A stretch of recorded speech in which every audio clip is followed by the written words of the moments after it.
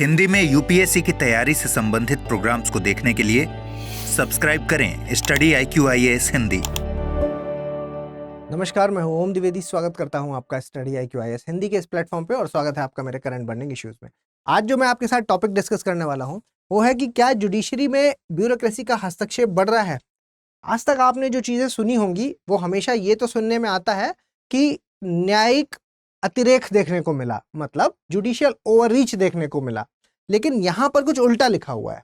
आज हम कुछ ऐसे पॉइंट्स की बात करेंगे जिसमें कि हम ये देखेंगे कि कार्यपालिका यानी कि जो एग्जीक्यूटिव बॉडी है वो अपना हस्तक्षेप बढ़ा रही है, कहाँ पर, जुडिशरी वाले हिस्से में।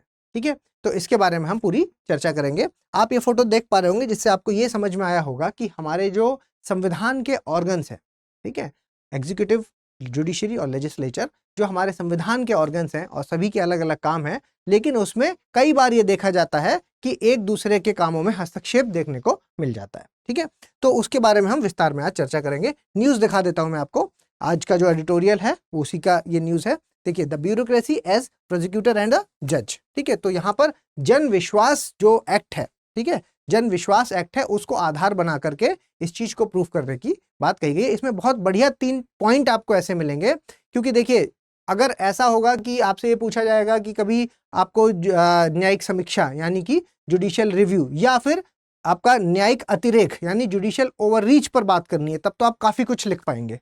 ठीक है, बहुत सारे एग्जाम्पल भी आप दे लेंगे। लेकिन जब ऐसा कुछ होगा जिसमें कि हम कार्यपालिका का ओवररीच देखने को मिलेगा हमें, कहाँ, जुडिशरी में, तो वहां पर हमारे पास पॉइंट्स नहीं मिलते। ठीक, तो उन पॉइंट्स का आप लिख लीजिएगा ताकि आप अपने एग्जाम में इनका इस्तेमाल कर सकें। ठीक है, अपनी चर्चा को आगे बढ़ाने से पहले मैं आपको एक इंपॉर्टेंट इन्फॉर्मेशन दे देता हूं जो कि हमारे P2I बैच से संबंधित है।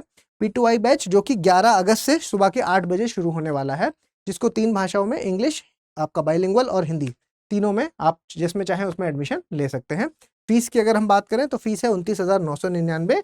वो भी कब, जब आप ओम लाइव कोड का इस्तेमाल करेंगे। ओम लाइव जब आप एडमिशन लें तो वहां पर एक ऑप्शन आता है कोड लगाने का, तो ओम लाइव कोड को जैसे ही आप लगाएंगे तो फीस 29,999 हो जाती है। ठीक है, इसमें आपको सारी सुविधाएं दी जाती हैं। आपका जो फाउंडेशन है वो कवर किया जाता है, और जब आप प्री निकाल लेते हैं तो यहाँ पर आवासीय प्रोग्राम भी इसी में इंक्लूड है। उसके लिए आपको कुछ भी अलग से पे करने की जरूरत नहीं है।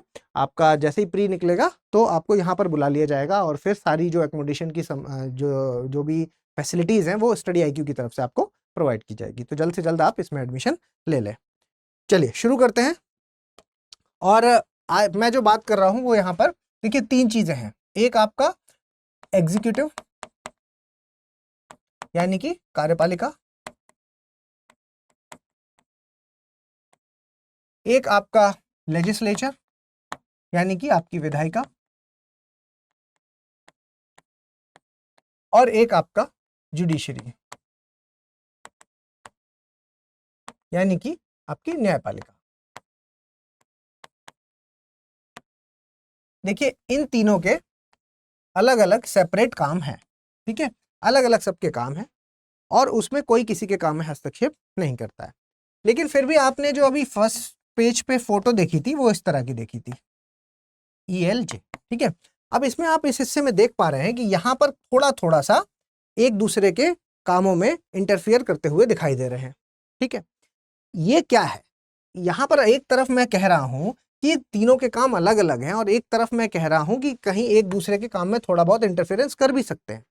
तो ये क्या चीज है? देखिए, हमारे यहाँ दो जो चीज चलती है, एक चलती है आपका सेपरेशन ऑफ पावर यानी कि शक्ति का पृथक्करण, है ना। Separation of power, separation of power है जो शक्ति का पृथक्करण है, मतलब अपने अपने कामों की, तीनों की अलग अलग शक्तियां हैं और अलग अलग उनको काम करना है, और इस काम में कोई किसी के में काम में दखल अंदाजी नहीं देगा, और इसका इसमें कोई बदलाव भी नहीं किया जा सकता। क्यों?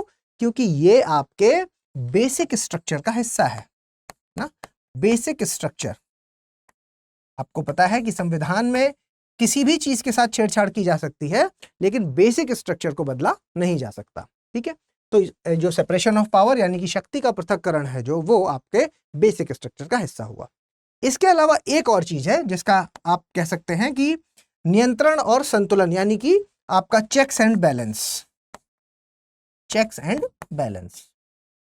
ठीक है, चेक्स एंड बैलेंस से यहां पर कहने का मतलब है कि आप एक दूसरे के काम में हस्तक्षेप तो नहीं करेंगे, लेकिन क्योंकि चेक्स एंड बैलेंस वाली चीज भी हमारे संविधान में है, तो इसलिए एक दूसरे के काम में निगरानी करना, लेकिन कितनी निगरानी, एक संतुलित निगरानी, यानी कि एक लिमिटेड निगरानी करना एक इंपॉर्टेंट फीचर इसका हो जाता है। तो इसमें आपने कई बार ये चीज देखी होगी कि जब कभी विधायिका है, जो लेजिस्लेचर है, जो वो कोई ऐसा नियम बनाती है, गलत नियम अगर उसने कुछ बनाया है जो कि असंवैधानिक है, ठीक है, तो उस केस में क्या करती है, जो आपकी जुडिशरी है वो वहां पर इंटरफियर करती है ना। क्योंकि जुडिशरी क्यों इंटरफियर करती है, जुडिशरी इसलिए इंटरफियर करती है क्योंकि संविधान का अगर आप फाइनल इंटरप्रेटर कहेंगे कि फाइनली संविधान में की ये जो बुक है इसमें क्या क्या इन शब्दों का मतलब क्या है, सही मतलब निकालने की जिम्मेदारी, फाइनल इंटरप्रेट करने की जिम्मेदारी किसकी है, जुडिशरी की।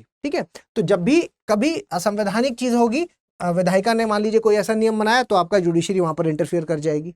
ठीक है, इसके अलावा आप देखते हैं कि आप का जो ये एग्जीक्यूटिव है, जब कुछ भी असंवैधानिक काम कर रहा है तो उस पर भी निगरानी रखने का काम किसका है, लेजिस्लेचर उस पर निगरानी रखता है।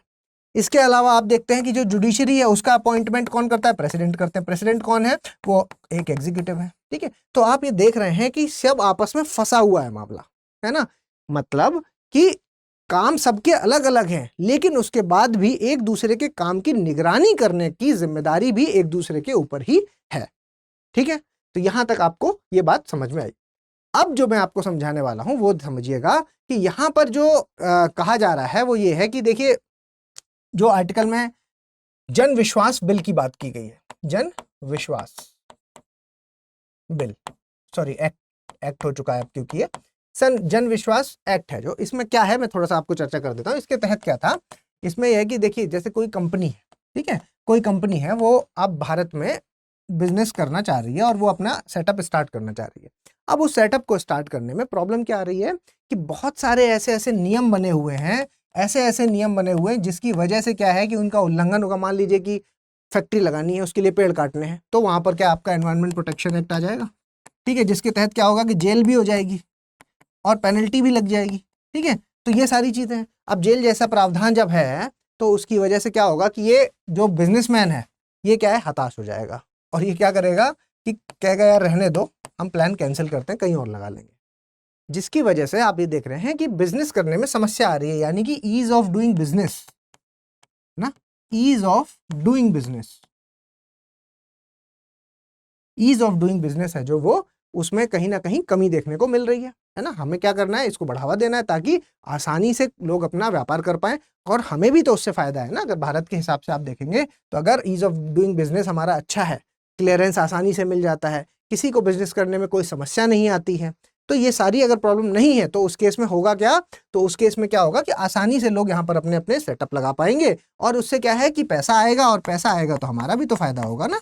तो वो वाली चीज है। तो अब इस बिल के तहत क्या किया गया कि 42 ऐसे नियम थे जिनको क्या किया गया, जिसके अंदर ये जो जेल वाला जो प्रावधान था उसको खत्म करके क्या किया गया, पेनल्टी वाला जो प्रावधान है, ठीक है, वो ला दिया गया।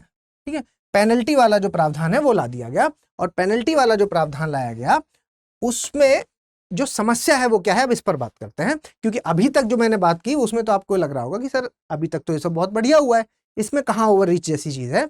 अब आप ये समझिएगा, जो पेनल्टी जैसा प्रावधान जो लाया गया उसमें कोई प्रॉब्लम नहीं है, क्योंकि जेल वाली चीज तो खत्म कर दी गई, लेकिन ये जो पेनल्टी लगाने की शक्ति है, पेनल्टी लगाएगा कौन, ठीक है, ये जो पेनल्टी लगाने की शक्ति है जो वो किसके पास दी गई है, वो आपके एडजुडिकेटिंग ऑफिसर की है, निर्णायक अधिकारी के पास दे दी गई। ठीक है, निर्णायक अधिकारी मतलब मान लीजिए कि अगर कोई एनवायरनमेंट से संबंधित है तो उससे रिलेटेड जो भी निर्णायक अधिकारी होगा वो लगाएगा, या जिस भी फील्ड से संबंधित उल्लंघन हुआ है तो उसका जो निर्णायक अधिकारी है वो उसके पास ये पावर दे दी गई कि वो आपकी पेनल्टी लगा सकता है। अब समझिए यहाँ पर जो आर्टिकल मोड़ दे रहा है वो ये दे रहे हैं कि देखिए, सजा देना आपका एग्जीक्यूटिव, लेजिस्लेचर और जुडिशरी, इन तीनों के सबके काम जो बांटे गए हैं उसमें ये चीज फिक्स की गई है कि भाई जो आपकी विधायिका है उसका काम है नियम को बनाना, एग्जीक्यूटिव का काम है उस नियम को पालन करना,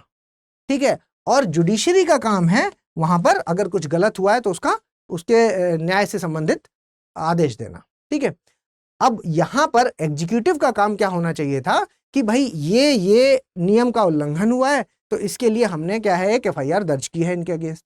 लेकिन अब उसको सजा क्या होनी है, कितनी पेनल्टी लगानी है, क्या प्रावधान उसके लिए होना चाहिए, ये काम किसका है, ये जुडिशरी का काम होना चाहिए था।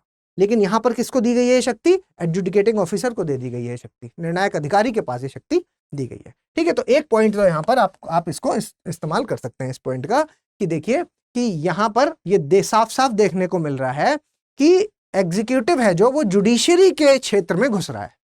ठीक है, इसके अलावा ये चीज भी कही जा रही है कि ये अभी से नहीं हो रहा, ये 80 के दशक से चल रहा है, 80s से ये चल रहा है, जिसमें कि ट्राइब्यूनल्स के गठन की बात होती है। ट्राइब्यूनल्स न्यायाधिकरण जो होते हैं, ठीक है, ट्राइब्यूनल्स हैं जो, उनका काम क्या बेसिकली, देखिए ऐसे समझिए आप कि जब जुडिशरी बहुत ज़्यादा बर्डन रहती है, बहुत ज़्यादा ओवर बर्डन है, तो जुडिशरी को, क्योंकि ट्राइब्यूनल्स के पास भी वो शक्ति होती है कि वो क्या है कि निर्णय ले सकें और न्याय की बात कर सकते हैं, मतलब न्यायालय वाला काम है जो वो इनके पास होता है। ठीक है, तो जुडिशरी का भी काम बढ़ जाता है कि चलो ठीक है कि जो छोटे मामले हैं या कुछ जो ऐसे, जैसे कि आपका मोटर व्हीकल से संबंधित जैसे एक्सीडेंट्स को लेकर के जो एक ट्रिब्यूनल बना हुआ है, तो वो ये लोग देख लेते हैं ट्राइब्यूनल वाले। ठीक है, उसके अलावा रिवर वाटर से संबंधित जो है उस पर ट्राइब्यूनल बने हुए हैं। तो ट्राइब्यूनल्स क्या है कि एक सहायता करते हैं, तो इस मामले में तो पॉजिटिव है। लेकिन फिर से वही बात कि ट्राइब्यूनल में जो निर्णय लेने की शक्ति है वो किसके पास है, हेड कौन है इसमें, यहाँ पर हेड कौन है, हेड तो ब्यूरोक्रेसी का आदमी ही है ना, मतलब एग्जीक्यूटिव ही है ना, कोई ना कोई। अब क्योंकि हेड एग्जीक्यूटिव है, तो एग्जीक्यूटिव को ही तो ये पावर मिल रही है कि वो निर्णय ले पाए, है ना, निर्णय है जो वो ले पाए, वो एग्जीक्यूटिव है, और सजा भी वो दे रहा है ना, सजा दे रहा है। तो यहां पर ये वाली बात भी कही जा रही है कि देखिए ट्राइब्यूनल्स वाला जो मामला है उसमें भी ये चीज देखने को मिल रही है, तो इस पॉइंट का भी आप इस्तेमाल कर सकते हैं। इसके अलावा जो तीसरा पॉइंट है वो यहाँ पर क्या बोला जा रहा है, जो तीसरा पॉइंट यहाँ पर बोला जा रहा है वो ये है कि जो आपके वैधानिक निकाय होते हैं, मतलब स्टैट्यूटरी बॉडीज हैं, जो आपकी स्टैट्यूटरी बॉडीज, लाइक कौन सी, आप सेबी को ले लीजिए या आप कंपटीशन कमीशन ऑफ इंडिया को ले लीजिए। अब सिक्योरिटी से संबंधित कोई भी प्रॉब्लम आती है तो सेबी है जो उसका काम मतलब उसका सॉल्यूशन देगी। ठीक है, और सेबी है जो वो उसका सॉल्यूशन तो देगी, लेकिन इसमें भी जो हेड है वो कौन है, ब्यूरोक्रेट है। ठीक है, मतलब एग्जीक्यूटिव पर्सन है। ठीक है, अब क्योंकि ये काम भी, मतलब इनके पास क्या है, पेनल्टी लगाने का अधिकार होता है किसको, प्राइवेट सेक्टर के लोगों को। ठीक है, अब प्राइवेट सेक्टर के लोगों को क्योंकि ये पेनल्टी वगैरह लगा सकते हैं, तो इसलिए प्रॉब्लम ये किसकी है, ये काम किसका है, ये काम है आपका जुडिशरी का, लेकिन पावर है इनके पास, तो ये भी कहीं ना कहीं ओवर रीच है। ठीक है, तो इस पॉइंट का भी आप इस्तेमाल कर सकते हैं। तो ये 3 पॉइंट हैं जो कि यहाँ पर बताए जा रहे हैं कि कई मायनों में ये देखा गया है कि एग्जीक्यूटिव है जो वो कहीं ना कहीं आपकी जो जुडिशरी है उसका ओवररीच करता हुआ दिखाई देता है। ठीक है, वहां पर जो काम जुडिशरी का होना चाहिए था वो काम यहाँ पर एग्जीक्यूटिव है जो वो उसमें हस्तक्षेप करता हुआ दिख रहा है। ठीक है, तो इन पॉइंट्स का आप इस्तेमाल कर सकते हैं। आशा करता हूं आपको ये चीज समझ आई होगी। ठीक है, तो अगर आपको ये समझ आया तो प्लीज़ लाइक, शेयर और सब्सक्राइब कर दें। और इसके अलावा अगर आप मेरे साथ टेलीग्राम पर जुड़ना चाहते हैं तो ये QR कोड्स हैं, इनको स्कैन करके आप मेरे साथ डायरेक्टली टेलीग्राम पर जुड़ सकते हैं। और अगर आप स्टडी IQ में कोई भी कोर्स परचेज करते हैं तो लाइव कोड का इस्तेमाल करके आप सबसे कम दामों में वो कोर्स परचेज कर सकते हैं। जल्द ही मिलेंगे अगले लेक्चर में, तब तक के लिए धन्यवाद। हिंदी में UPSC की तैयारी से संबंधित प्रोग्राम्स को देखने के लिए सब्सक्राइब करें स्टडी IQ IAS हिंदी।